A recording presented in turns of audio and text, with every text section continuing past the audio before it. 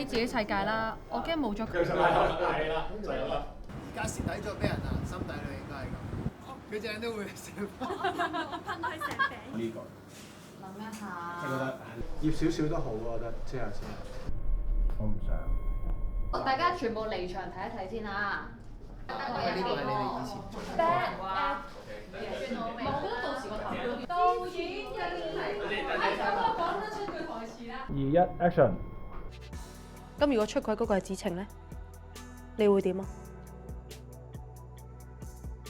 而家啲觀眾已經睇慣咗我哋做喜劇，你諗下我哋上一場有幾多人睇？乜我哋劇團真係行唔落去啦咩？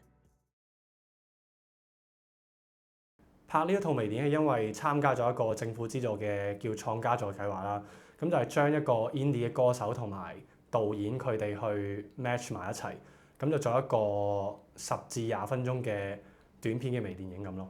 咁因為個微電影入邊係要用一個歌手嘅嗰個歌曲，咁我就諗緊點樣可以將音樂同埋電影去結合。咁我就唔想變咗係我寫個劇本出嚟，然之後夾硬塞一個歌手嘅歌曲落去。咁所以今次我抽籤抽中咗大金啦，呢個歌手啦，咁佢原本已經自己有首歌嘅，咁我就諗緊啊，不如我根據你首歌，根據你原本嗰個人設，即係現實生活中佢係一個舞台劇演員嚟嘅，然之後去寫一個劇本出嚟，為佢去度身訂造歌曲同埋嗰套微電影之間咧，先至係做到一個協調咯，係啊，做到一個合作。好正啊！呢個點驚都嚟啦。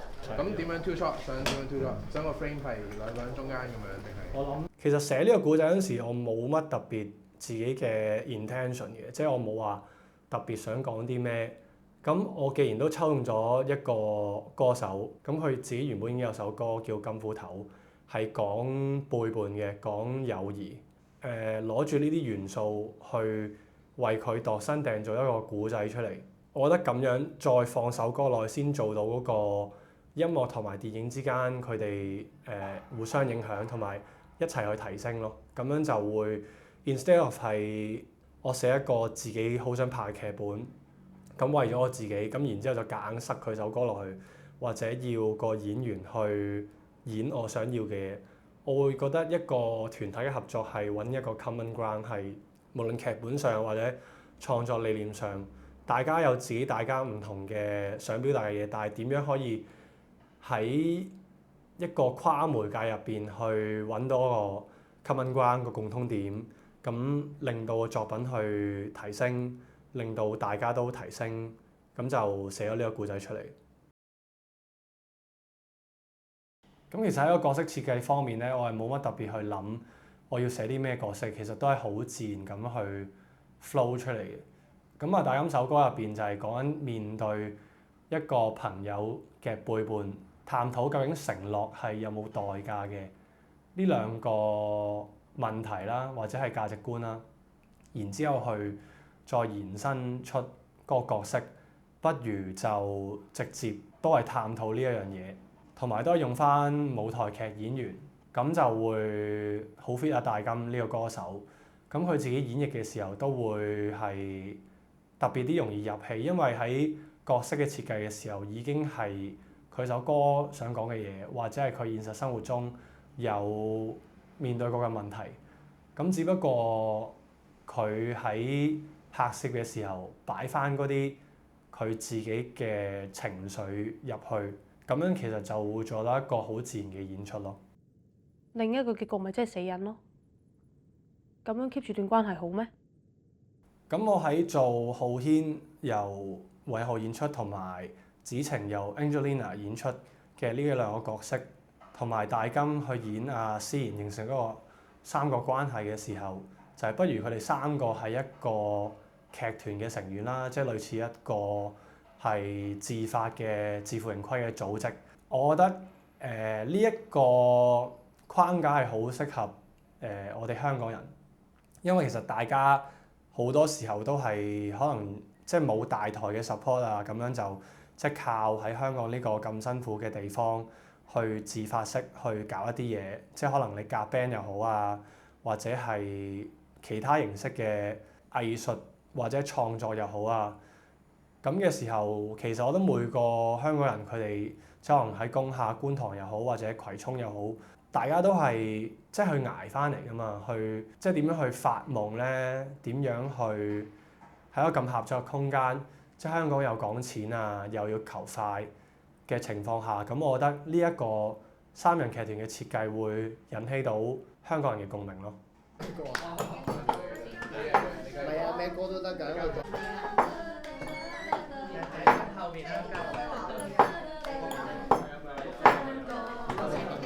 咁其實背叛有好多種啦，有友誼啦，有愛情啦。咁我就諗，不如呢個三個關係有一個背叛，就係兩個元素都有嘅。咁所以設計咗浩軒同埋阿子晴就係做情侶。咁然之後佢哋呢 pair 情侶咧，就同阿思妍佢係一個劇團嘅友誼同埋合作伙伴嘅關係。咁呢個就可以發揮到大金呢首歌佢想講嘅嘢。咁其實我自己就睇過舞台劇一次嘅啫。咁我都唔係好熟悉呢個 medium 嘅。咁但係我諗舞台劇呢個元素如果擺入去電影嘅話，點樣去 combine 呢？咁我都有參考過啲電影嘅，就係例如濱口龍介嘅 Drive My Car 啦。咁其實係佢唔係一個純 capture 舞台劇嘅一個處理手法咯，佢係將舞台劇呢個 medium，然之後同埋電影嘅剪接去做一個時間線出嚟。你陣坐喺度啊，跟住我呢度有個燈俾你，跟住坐低先開對白。去俾觀眾去感受嗰個戲內同埋戲外嘅重疊。衰咧就未至於嘅。咁我覺得拍拖咧係兩個人嘅事嚟㗎嘛，咁應該兩個人解決啦。我覺得拍拖係兩個人嘅事，應該由佢哋兩個人去解決。咁至於人哋講啲咩，你都控制唔到㗎。咁佢呢條片係講一個阿子晴係疑似出軌嘅行為，咁就疑似係背叛咗阿浩軒同埋思妍。雖然係有少少去 serve 個故仔啦，或者特登去做一個 treatment 啦，咁但係我就係咁啱寫，不如喺戲入邊佢哋劇團嚟緊演緊嘅戲都係講一個出軌嘅行為。其實我知呢件事嘅，不過我唔講啫嘛。你會唔會攤牌啊？我有諗過嘅。咁就做到一個戲內同埋戲外嘅重疊，咁我就覺得變得有意思啦。即係佢哋喺戲入邊嘅現實生活中，佢哋都面對緊一個出軌嘅問題。咁然之後佢哋嚟緊拍嗰套戲，又係咁啱講緊伴侶出軌，去探討緊究竟出軌同埋被出軌嘅人嘅心態。咁呢個戲內同埋戲外嘅互相重疊，我會覺得係做到一個 double meaning，同埋就係會引發到多啲人思考。佢知道佢個女朋友出軌，佢就走去同佢攤牌，咁最後就咩都冇晒啦，個關係又冇咗，另一半又冇埋。如果個男主角佢冇走去攤牌，個結局又會係點咧？咁究竟佢想 keep 住嗰段關係個心態又係點？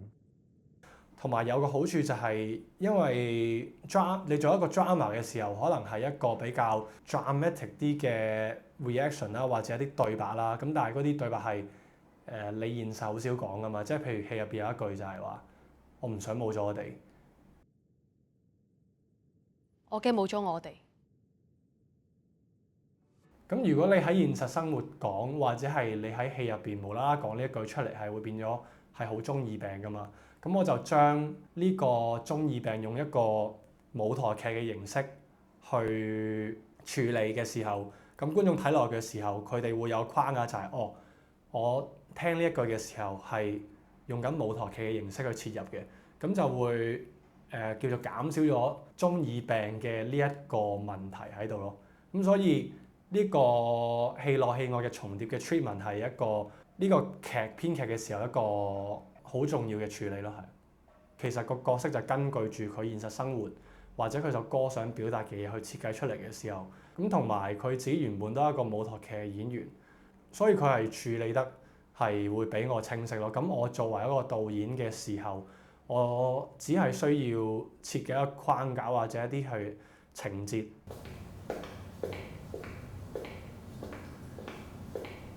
唔係佢喺前面影，我後影影到我喺度咪住。跟住我哋咁樣喺度 check。 Exactly。咁如果出軌嗰個係子晴咧，你會點啊？去俾佢去感受嘅時候，咁就佢啲感情就好自然去流露出嚟咯。即係佢將佢首歌想表達嘅嘢，佢自己人生佢感受過嘅嘢，放翻落去套戲入邊，放翻 roll 咗機嘅嗰個瞬間。咁其實好多嘢好自然，佢自己都係 flow 咗出嚟。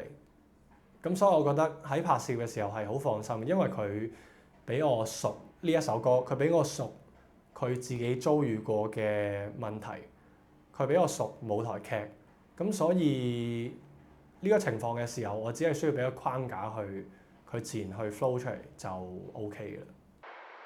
勁你咁咯，勁你咁咯，勁你咁咯，勁你咁咯嚇！加啲抱翻啦！好，今日開始我就要揸住自己人生嗰架 lift。咁浩英個角色其實我都覺得佢幾辛苦，因為佢要面臨住劇團嘅準備解散啦，即係佢哋嗰個演出嘅票房下降啦。咁都要試㗎。而家啲觀眾已經睇慣咗我哋做喜劇，你諗下我哋上一場有幾多人睇？咁佢係一個導演啦，佢要面對住啲壓力，點樣去諗資金嘅問題啦，點樣去諗用創意寫個好嘅劇本，去 lead 住呢兩個女仔去做一個好啲嘅票房，咁樣為嗰個劇團殺出條血路。同一時間佢又面臨住子晴好似疑似出軌呢啲行為。咁喺呢個雙重壓力底下，佢嘅內心係好糾結嘅。咁如果出軌嗰個係子晴咧，你會點啊？我都唔知喎。即係呢個糾結，我相信好多人都係喺生活入邊面對緊，即係好多問題重疊嘅時候，咁其實係一個好辛苦嘅 emotion 嚟。而日豪佢同佢傾嘅時候，因為佢原本已經係拍過好多劇啊嘛，佢係一個好資深、好多 on set 時間同埋經驗嘅演員。咁嘅時候，我同佢去設計呢個角色，其實都係我同佢講大概你而家呢個角色大概係咁，諗緊啲乜？你係呢個劇團入邊嘅 lead， 佢大概而家個內心係go through緊啲乜？佢情緒大概係有啲乜？我去導你去講一個我想聽嘅答案啊嘛，所以我就會咁即係你唔想，即係你唔想。我就俾咗個自由度佢話，呢個係一個框架，呢個框架其實係可以喐嘅。如果你覺得呢個角色呢一刻係感受到係咁喎，咁嘅時候，我係覺得佢係可以自由咁樣去改動嘅。朝早啲劇反應好，咪可以繼續做咯，係咪？上次嗰個陳生係咩人嚟嘅？我本身想揾佢傾合作嘅，但係佢隻眼都會笑。我噴係成餅嘢飛咯，成餅嘢咁樣。一陣間我講成餅嘢好笑，但係唔好意思，陳生我嚟。同演員合作嘅時候，雖然我可能寫劇本或者我幻想啲燈光點打，個場地點擺嘅時候 roll 機大概會有啲咩嘅 emotion 出到嚟。咁但係因為演嗰個唔係我啊嘛，演嗰個係演員嘛，咁佢係另一個人嚟噶嘛，佢另一個靈魂嚟噶嘛，咁所以佢哋攞到呢條件嘅時候，咁可能佢會有自己一個 approach 去處理呢個角色。係啊，我所以都你試過戲咋？呢度㗎，唔關我㗎，所以得你睇㗎咋。OK， 得好。係。你知唔知我同佢呢個？好笑要揸住。咁如果我夾硬要塞我一套理念入去，或者我要佢演到某一個 emotion 嘅，咁可能反而會係影響咗佢個 performance。因為我覺得演員佢做咗 performance 嘅時候係佢已經係 flow 緊。flow 緊嘅意思係可能你 roll 咗3-4 take 或者更多 take 嘅時候，佢入咗個狀態係已經佢讀啲對白，或者係嗰個佢自己代入嘅角色，去點樣身體喐，係變咗做一個好潛意識嘅動作。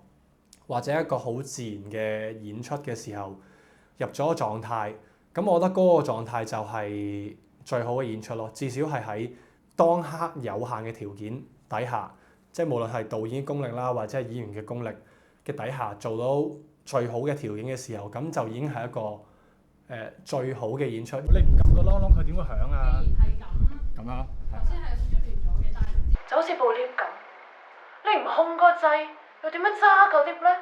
你唔撳個啷啷，又點樣有啷啷聲咧？你明唔明啊？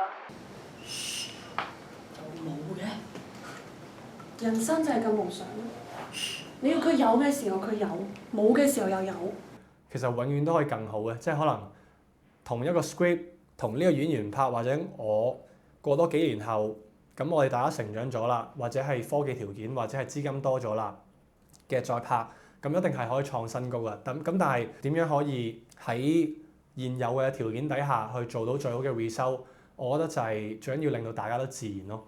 而阿豪佢其實喺好多先嘅處理入邊，一啲內心嘅變化，而呢啲內心嘅變化係點樣透過一啲微表情、一個近鏡，係俾觀眾知道佢，而佢內心好似係諗緊呢樣嘢，佢內心好似係感受到呢樣嘢。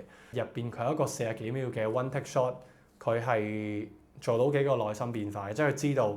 咁如果出軌嗰個係子晴咧，你會點啊？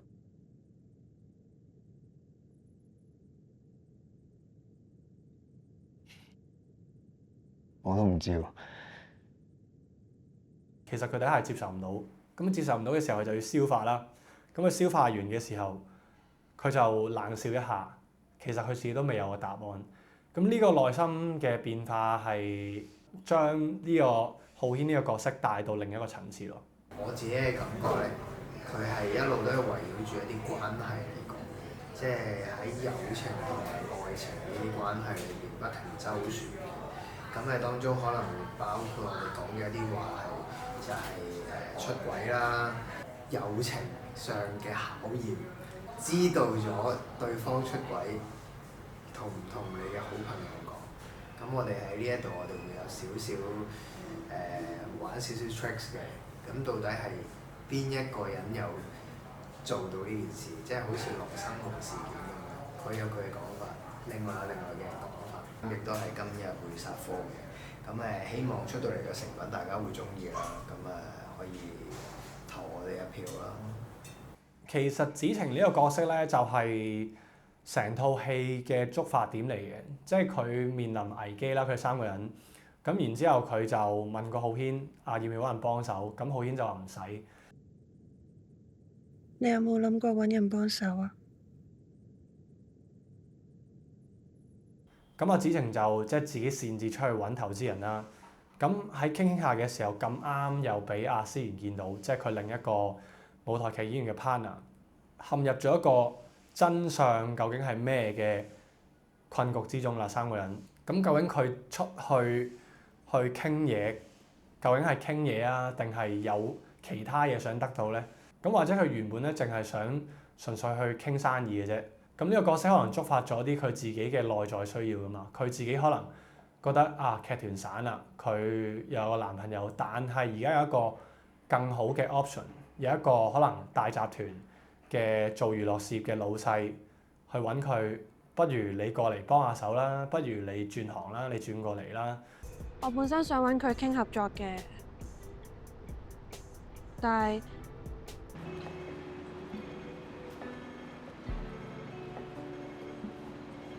我諗我哋都係傾翻劇團啲嘢比較好。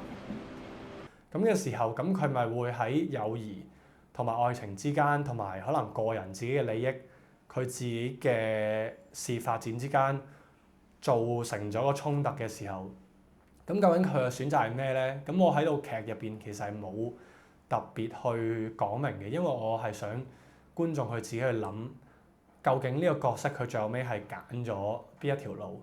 究竟邊一個先係真相？究竟佢係有出軌定冇出軌？我覺得呢個我會俾翻觀眾自己去諗嘅時候，會令到件事有趣啲咯，而唔係我俾一個好黑同白嘅答案你。咁所以就係咁樣寫咗子晴呢個角色出嚟咯。咁你會唔會攤牌啊？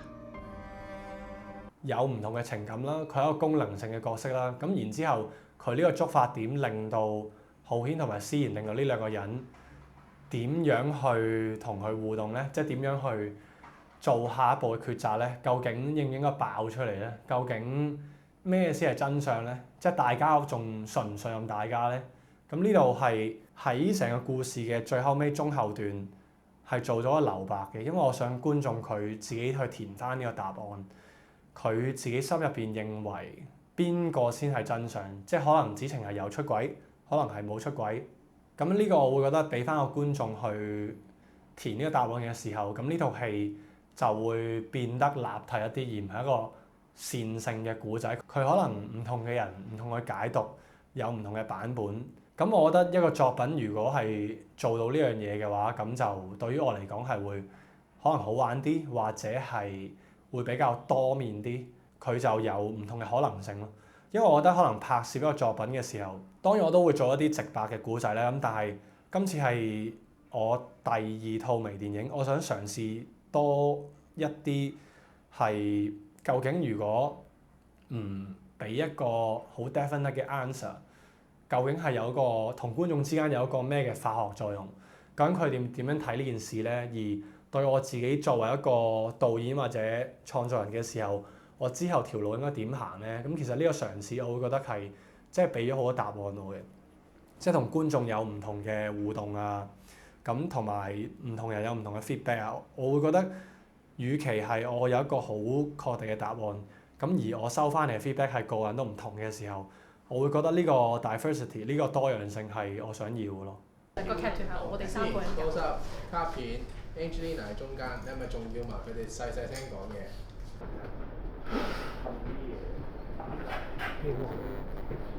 咁喺同 Angelina 去 build up 子晴呢個角色嘅過程入邊，其實大家都知啦，佢之前都拍過好多片啦，佢自己都係有參加過一啲acting 嘅 class， 都係同日豪同埋大金一樣，就係佢哋根本就比我呢方面嘅經驗多。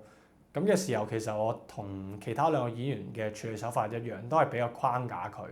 咁佢都係佢點睇個角色，佢用翻佢覺得嘅 emotion。roll 機嘅時候，我哋出到嚟拍幾 take，咁同埋 even 甚至乎雖然唔應該咁做，但係即係去到臨 roll 前，我哋都仲係喺度對緊啲對白試緊嘅，唔係因為 confirm 唔到個 script 啊，而係我哋大家去到創作嗰刻都係揾緊個答案，究竟點樣 fine tune？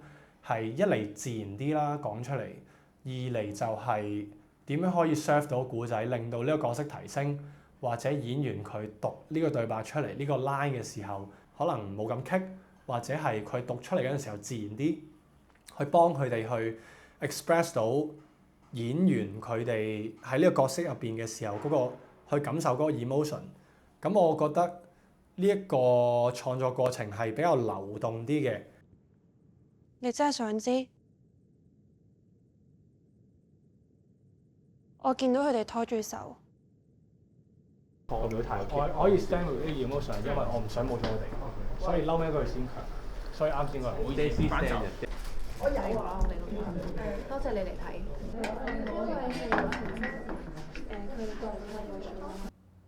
呢位係陳生，佢今日過嚟睇我哋個 show。好，多謝你嚟睇 show 啊！希望以後有機會合作。我會比較享受啲，或者係我會比較 stay true to the story。因為如果 fix 死咗嘅話，當然係好啦，即係可能從執行上會慳錢啲啦，會 efficiency 啲啦，會快啲啦，但係就會抹殺咗一個故仔嘅可能性咯。即係個故仔其實係去到某個位可以有一個少少嘅走向，即係可能大方向係一樣嘅，但喺入邊嘅細節點樣可以轉到少少，或者係喐到少少嘅時候，咁呢個可能性我會覺得係同演員或者一個團體合作之間去探索嘅可能性，去保持嗰個流動性，一嚟令到個故仔好玩啲，大家冇咁緊張，大家輕鬆啲，同埋就係可以試到幾個唔同嘅版本，咁然之後喺剪接嘅時候可以揀一個比較好啲嘅版本，咁去 serve 個故仔嘅時候，咁其實我都係幫助緊個作品去 grow 去成長咯。你都話啱你，你都話啱你。啊？嗱咁啊，係咯，跟住再繞過。我哋翻嚟出嚟先至。只不過有都 OK 嘅，OK 嘅。可以。呢個做法都得，即係我都會有少少嚇。應該還好，應該還好。跟住但係見到你望佢，我又好似走過走。我覺得子晴呢個角色係比較好似一個灰色地帶咁樣啦，佢唔係一個超正面又唔係話負面咯，即係佢喺觀眾嘅角度可能會有好多 question mark， 到底佢係咪出軌咧？到底佢係咪一個奸嘅人咧？咁樣，所以我都中意，因為我覺得好有留白啊，即係好有神秘感啊。但係其實拍攝前我哋都進行過幾次嘅圍讀啦，或者係電話 meeting 咁樣啦。咁導演啊或者編劇其實都同我哋傾咗好多，而佢哋都好主動或者好接納我哋作為演員對於個劇本嘅意見或者一啲分析啦。咁可能我哋有陣時就覺得嚇呢個好似如果我係角色，我會講呢句台詞咩？或者我覺得可能咁樣講會比較好喎。然之後我哋之間就好即係來回，好似掉波咁樣一拋一接，咁就我哋其實之間來回咗好多次嘅。而我覺得呢個溝通係一個好事咯，呢個溝通係一個好事啦，因為喺其他嘅拍攝上面嚟講冇得有咁長時間嘅前期準備好多時候，所以係咯，我覺得今次嘅經驗都係好玩之餘都係。冇下先，今次嘅經驗係好玩之餘，都係俾到我哋有發揮嘅空間。都係嘅，我都唔會想傷害身邊嘅人。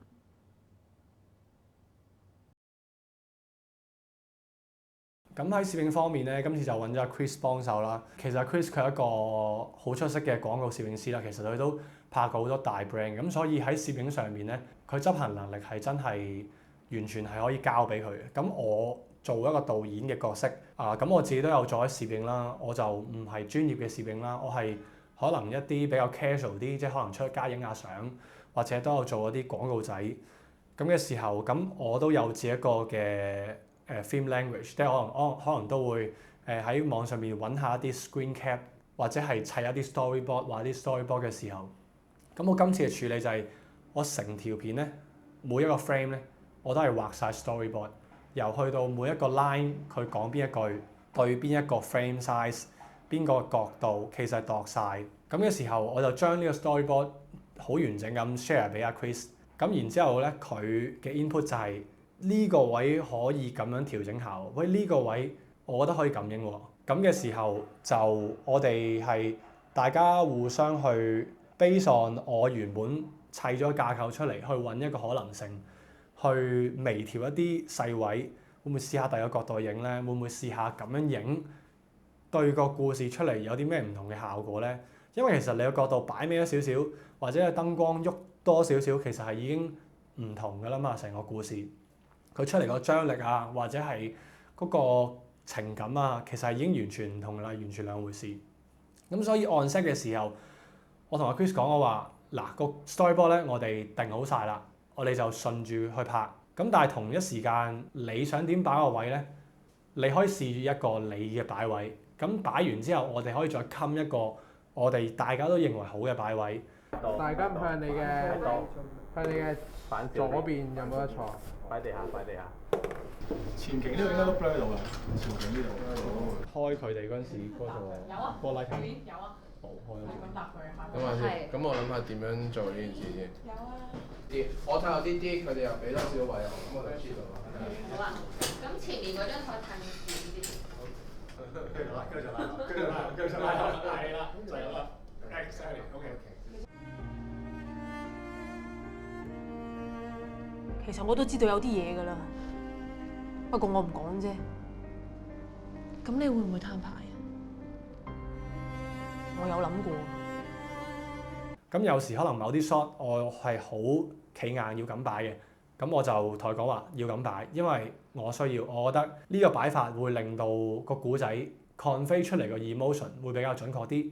咁然之後有啲位就係你咁擺，其實我都冇一個大概嘅 idea，因為你落到去一個實景嘅時候，佢同你幻想畫 storyboard 嘅空間大細啦、演員企位啦，同埋一啲 props 啊，佢哋嘅擺位咧係唔同噶嘛。咁嘅時候就要做一啲即場嘅調整啦。咁阿 Chris 係幫手解決咗好多現場嘅問題嘅。咁呢個 efficiency 係幫嗰個成個 production 慳翻好多時間啦。咁當中當然我嘅處理上邊都係有少少出錯啦，排個 schedule 啊，或者係我好有信心覺得呢個時間拍到晒呢 shot。咁但係因為我只係拍過2套微電影嘅時候，我處理計算錯誤，咁佢喺鏡頭處理入邊都幫我慳翻好多時間，同埋救咗我好多先。同埋少少兩個 set up，係啦，三個角。跟住就跟住開燈係咪咁啊？導演咁樣。OK，好冇？我 cheat 唔係 cheat 晒成個人㗎嘛，我夾少少得啦。好啊，係咯。咁我覺得團體合作嘅時候就係大家互相幫手去幫大家。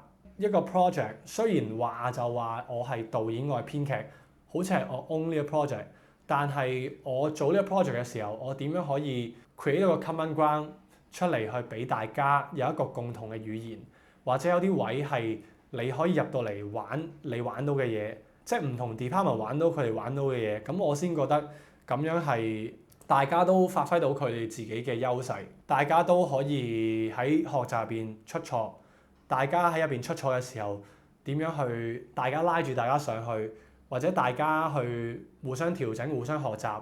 我喺佢身上面學到啲我冇嘅嘢，佢喺我身上邊學到啲佢冇嘅嘢，咁呢個先至係團體創作嘅好玩之處咯，即係大家喺度撞啲火花又好，或者係揾一啲新嘅可能性出嚟又好咁樣。快捷，我諗應該係咁樣影咗先，係咪？咁話 Chris 佢擺到嘅時候係好精準嘅，即係咁，但係你落到實場再擺揀咩 嘅鏡頭，個角度係挑單啲，定係pan 咗啲 pan 有啲，咁呢啲其實係即場應變同埋要根據實況去調整㗎嘛。咁佢擺出嚟嘅 frame 嗰個張力，比我原本 storyboard 設計嘅時候係更好嘅。我原本都冇諗過係咁擺，但係佢就見到現場有呢啲元素喎，不如咁樣擺啦。咁就係類似其中一個例子就係阿子晴同埋阿陳生喺街入邊嗰個先，嗰個旺角先入上邊佢係有一個反射嘅鏡嘅物體。咁我原本嗰個 shot 就係側面或者背面影佢哋兩個去走，咁但係佢就好快望一望上邊，不如影佢哋 reflection 啦，咁就令到件事更加模糊，係更加抽象，係更加 serve 到個故仔。咁同埋再另一個 shot 就係阿思妍佢目睹而阿子晴疑似出軌嘅時候，喺嗰個紅綠燈啲人群經過嘅時候，佢係用咗 Dutch angle，佢係扭斜咗少少，咁嘅時候去形容嗰個內心嘅張力。咁呢啲 frame 全部都唔係我幻想嘅空間嘅範圍入邊嘅，佢全部都係將嗰個 storyboard 同埋個故仔拉到去另一個層次。咁呢啲位就係好 surprise， 呢啲位就係團體創作嘅好玩之處。原來我自己作為一個導演嘅視覺係有限嘅，咁但係我 bring in 咗唔同嘅 department 嘅人入嚟嘅時候，佢哋有佢哋 input，佢哋嘅視覺令到我覺得哇，原來係可以咁樣睇嘢嘅。原來係可以咁樣表達嘅時候，咁我咪覺得，喂，原來都翻到嚟總之係做呢個啦，咁跟住其實係快食，翻到嚟再做，跟住其實之後佢哋轉衫，我哋先研究下一場點搞啦。係啊，食飯啦咁。係啦，好啊。係啦，夾咗個戲先。即係譬如可能我望，跟住我即係佢唔知遞手啊嘛。係啊。我只係一個可能係 drive 住呢個 project 嘅可能船長，即係掌舵咁，但係佢哋嘅 small idea，佢哋嘅意見係可以令到成件事行得更好。咁喺剪接方面咧，其實喺度劇本同埋剪咗第一稿嘅時候咧，都係順時間嘅。咁你而家睇呢個版本就係見到，咦，點解好似打散晒咁嘅？我諗好多電影都係用過呢個叫做碎片式嘅剪接啦。咁我當初剪完第一稿嘅時候，就唔係特登諗住要玩啲 film technique。去玩碎剪啊咁樣，咁就唔係嘅，就係我覺得直線有直線嘅好，佢係平鋪直敍咁樣去順時間交代個故仔發生啦。咁但係我就諗緊，如果啲觀眾睇嘅時候，究竟係睇睇緊啲咩咧？我就諗會唔會係其實主角思妍係佢好多年後或者幾年後去回想翻呢段經歷，咁呢段經歷係有開心有唔開心，而我覺得佢重組呢個經歷嘅時候，佢諗翻呢啲嘅時候，佢係瑣碎，佢係亂嘅，即係佢諗唔到翻一個順序嘅時間線去組織呢件事，咁同埋可能都會加入咗啲個人情緒啦，即係其實個人情緒係佢睇呢段時光嘅時候，邊啲位係好開心，佢想煲大佢；佢邊啲位睇呢個時光嘅時候係唔開心，佢想散落佢。或者其實佢係知道見到實實在在子晴出軌喎，咁但係佢選擇佢唔想再記住呢段片段咯。佢覺得見到呢個片段嘅時候，佢好唔開心啊！即係無論係呢段關係又好啦，或者係佢自己呢個經歷個遭遇又好啦，所以係凌亂咯。或者我哋人諗翻以前嘅嘢嘅時候，即係你譬如講翻上年去過邊度嘅旅行，咁你都好難係順序。我當佢有7日啦，你都好難係順序由第1至到第7日嘅由頭到尾嘅事情順序咁樣去陳述翻出嚟噶嘛。你都係話我記得大概第幾日唔知做啲乜，咁然之後你又去下第一日，第一日咧食呢個好食，咁去到第7日嘅時候，睇到個景真係好靚啊！咁嘅時候，我會覺得喺呢個視覺用碎片式剪接去切入思妍佢嘅內心世界去睇翻佢，我會覺得比較貼切咯。我會覺得係比較係佢嘅視覺咯，咁就所以就用咗碎片式呢個剪接去處理咯，係啊。我覺得美術喺一個 production 上邊，佢除咗係即係可能大家都知嘅所謂美學啦，即係靚啦啲嘢，或者玩顏色啊、玩線條啊、砌到個 set 好靚啊，咁呢個一定係其中一環嚟嘅。但係我就覺得嗰個美術其實係場景佈置啊嘛，或者做啲 prop 出嚟啊嘛，係點樣更加做完啲 prop 出嚟係表達到呢個故事？因為你可能微電影20分鐘時間有限，咁你點樣去交代呢個佢哋過往嘅友誼咧？咁就係我哋就做咗，我同美術傾，咁我哋就做咗一啲 poster 同埋一啲佢哋劇團嘅 banner 擺喺個 studio 嘅時候，同埋佢哋一啲過往影過嘅相嘅 Polaroid。咁呢其實就係叫做 visual cue 啦。其實一個 frame 已經表達晒 OK 呢個 background 呢個背景。咁當然觀眾 feel 唔 feel 到佢哋過往有幾落力去為呢個劇團演出 feel 到佢哋有幾 close 呢個劇團，咁就即係好難嘅。咁但係咁我同美術可以做到嘅就係做一啲 visual cue 出嚟去呈現一啲嘢，咁就係俾觀眾佢哋去感受。因為如果要再擺個篇幅去交代佢哋之前係發生過啲咩事，或者佢哋之前係點樣合作嘅，咁可能個篇幅就好長啦。喺微電影呢一個 budget 限制上，就未必有個資金或者時間去表達到出嚟。呢度幫我同美術就係啦，揾咗一個工廈嘅 studio。咁工廈 studio 咧就好 cosy 嘅。咁喺入邊點去佈置佢哋呢個安樂窩咧？佢哋呢3個人點樣喺呢一度發佢哋嘅夢咧？點樣去追佢哋呢個嘅劇團夢咧？咁嘅時候就做咗呢 element 出嚟咯。咁而喺服裝方面嘅處理，因為佢哋呢3個角色都係做一啲創作嘅行業啦，即係舞台劇演員啦。咁可能佢都會有一定程度上嘅 art sense 或者佢哋自己 personal taste。咁所以喺服裝上邊，我哋有咁多個scene，每一套scene都係有唔同嘅衫，然後嗰幾套唔同嘅衫係會係比一啲平常嘅衫，即係可能你 T 恤牛仔褲多少少 layer， 多少少 texture。美術佢會加條頸巾仔落個角色度啊，或者啲 detail 位佢會揀啲衫係多少少線條啊，或者係啲衫嘅 pattern 上邊係有唔同啊。咁呢啲就係表達到呢3個角色，佢哋係 creative 嘅界別人嚟嘅，佢哋係有自己嘅 personal taste 嘅，佢哋係有佢哋自己 character 嘅。咁嘅時候就好幫助到去設計呢一個角色出嚟咯，係啊。其實我自己最中意係有3個 scene 嘅。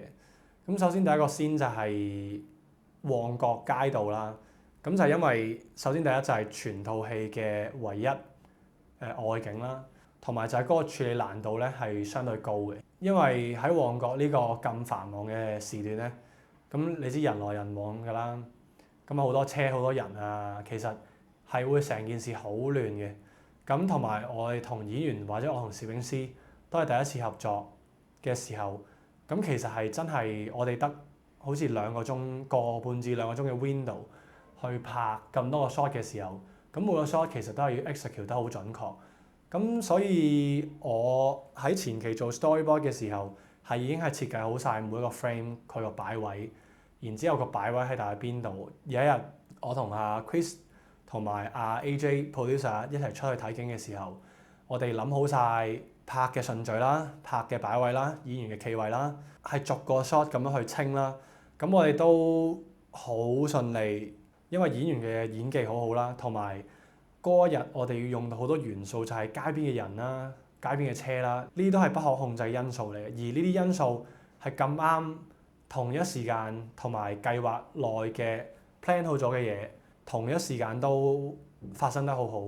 因為其實你處理一個scene嘅時候，你會有可控嘅因素，就係你前期度好晒嘅，同埋有啲不可控嘅因素，就係一啲外力嘅嘢，而嗰啲嘢係你冇得喺前期，即係你花多10個鐘、花多20日，其實都唔會控制到嘅。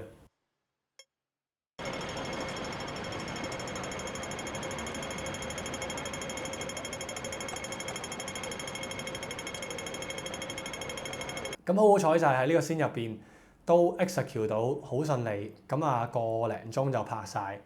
咁所以我係好開心嘅，即係好中意呢個 scene 嘅我係。咁第二個 scene就係阿浩軒同埋阿思妍佢哋之間嘅對話啦。我會覺得其實都算係呢個20分鐘入邊一個小高潮嚟，因為思妍呢個朋友問阿浩軒：如果你女朋友即係子晴另一個劇團成員出軌嘅話，你會點咧？因為其實阿思妍佢自己佢諗緊爆唔爆好，同埋佢都唔 sure 係咪一個真相，或者佢阿子晴冇出軌嘅。咁佢去問阿浩軒，而阿浩軒又好深愛阿子晴嘅時候，佢點樣面對咧？即係嗰個內心入邊嗰個掙扎，同埋點樣面對一個好愛嘅人要離去你啦嘅時候，嗰個內心嗰個感受其實係咁，起碼佢都仲喺你身邊，可能有一日佢會翻轉頭。咁同埋就係阿思妍佢想爆，但又爆唔到，嗰個內心糾結係呢一套戲個靈魂咯。咁如果出軌嗰個係子晴咧，你會點啊？咁第三個先就係子晴同埋浩軒嘅床戲。呢個床戲入邊都係有一個價值觀嘅衝突嘅。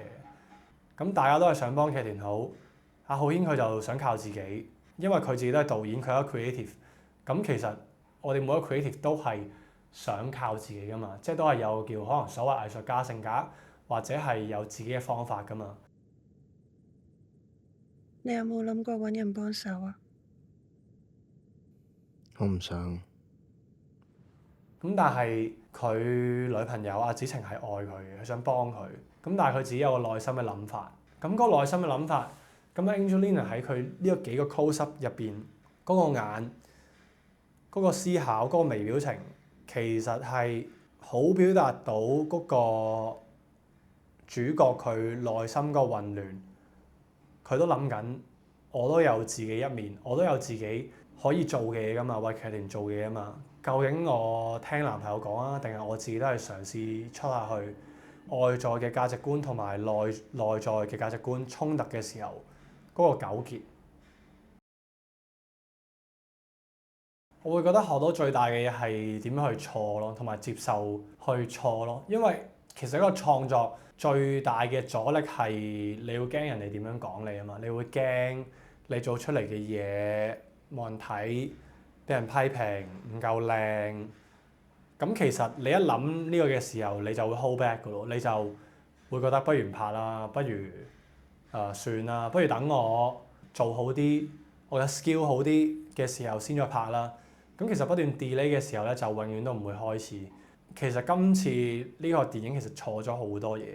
首先第一樣嘢就係喺編劇上邊啦，其實編劇上邊係改咗好多稿嘅。咁呢好多稿入邊去改嘅時候，係我自己唔係編劇出身啦，我都唔知咩編劇啦。我嘅編劇就係去設計咗呢3個角色大概係啲咩定型，即係當佢哋好似係你當打機，佢哋 NPC 會大概係有啲咩喜好，大概係有啲咩價值觀，而擺埋佢哋喺唔同先嘅時候，佢哋點樣去互動，點樣 interact， 去同埋個大故仔要講啲咩 message， 個故事點樣走，去寫出嚟嘅。咁嘅時候就會跌入咗一個 free flow 嘅陷阱。咁佢個唔好處就係會捉唔緊咯，同埋可能去到拍攝嘅時候仲改緊咯。其實，我諗你係入咗個陷阱咯。記得你唔係好多呢？可能係即係俾獎你唔會講。我覺得係第2個。咁但係佢好處就係佢呢個故仔佢 keep 住有變動嘅可能性。咁有 pros and cons 啦，咁我會覺得呢個係一個嘗試，無論之後嘅創作用唔用呢一個寫劇本嘅技巧，其實都係一個好寶貴嘅經驗。同埋第2個學識點錯嘅就係知道自己係自大咧，有啲位一個先覺得我喺個腦入邊幻想過一次啦，嗱咁拍咁擺機位，演員 roll 機咪得咯。咁嘅時候有好多不可控因素，譬如就係可能演員要試多幾 take 先入到角色，或者現場有啲調動要搬機位、搬個 shot， 其實都要好多時間10幾分鐘嘅。咁我冇計算到嗰啲嘢，我就覺得好快就拍晒。咁嘅時候就 overrun 啦。咁 overrun 嘅時候就係要用多個資金啦，會可能打擊士氣啦。咁啲演員或者其他 department 佢覺得話點解呢個導演咁渣㗎？即係呢個導演佢 plan 好晒啲嘢，但係一擺到埋嘅時候，佢都唔知自己想要乜嘅時候，咁嘅時候就會失去咗團隊嘅信心。咁嘅時候打擊咗士氣，可能係影響咗作品嘅喎。咁就令到成件事大家都一齊去炒嘅咯，或者係減弱咗呢個作品嘅張力嘅咯，佢嗰個可以達到嘅程度咯。咁呢個係我作為一個導演覺得今次錯得好大嘅嘢咯。而最後尾一樣嘢就係學識咗同唔同嘅人溝通咯，因為即係每個人有唔同價值觀㗎嘛。你演員喺佢嘅世界入邊，可能佢未必識燈光，可能佢未必識一啲美學嘅嘢，咁佢有佢嘅 language。咁你攝影嘅時候，佢係做緊攝影師嘅，佢係喺個 camera 後邊，咁可能佢未必識演戲喎，可能未必識得其他 department 嘅嘢嘅喎。咁嘅時候，我點樣作為一個導演可以將唔同嘅 language 去統一，去令到大家 align 嗰個 vision？我覺得 OK，你入 take 嚟㗎 bad take 都 OK。就係咁啦，好難。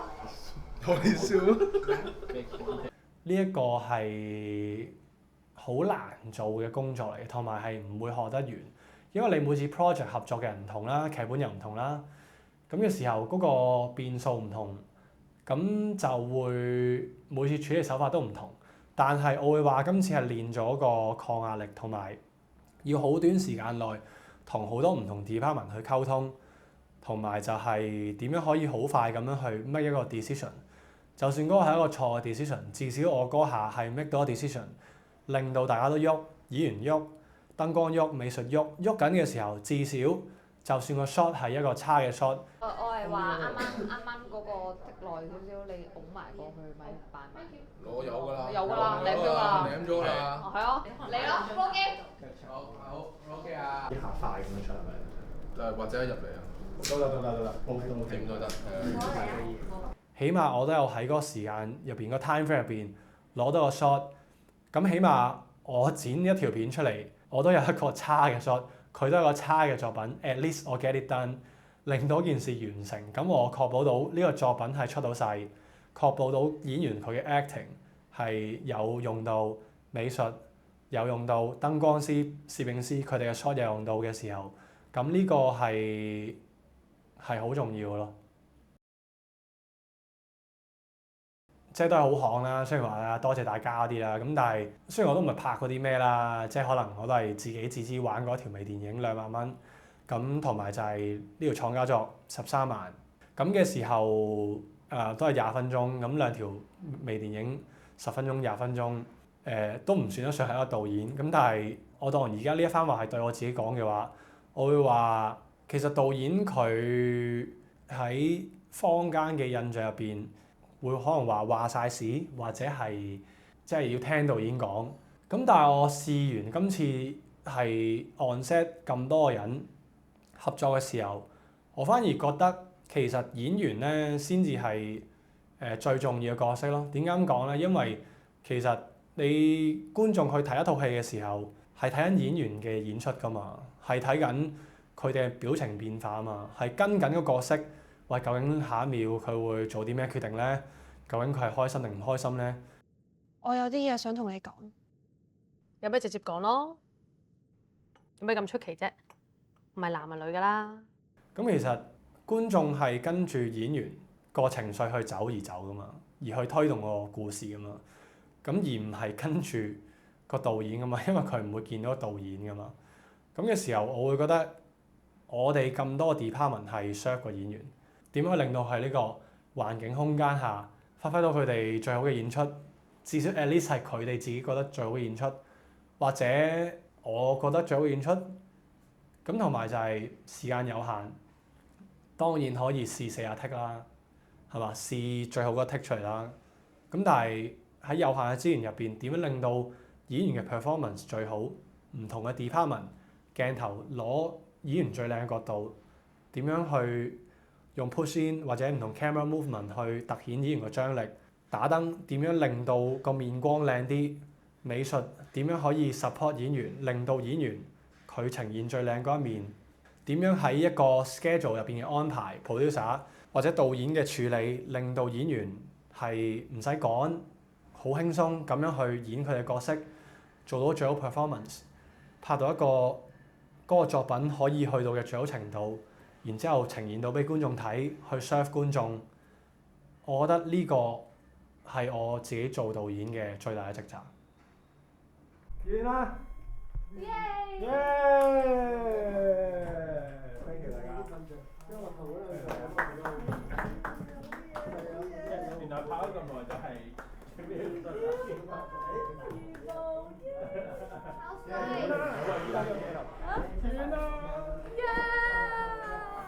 辛苦大家。辛苦晒，辛苦晒。辛苦晒。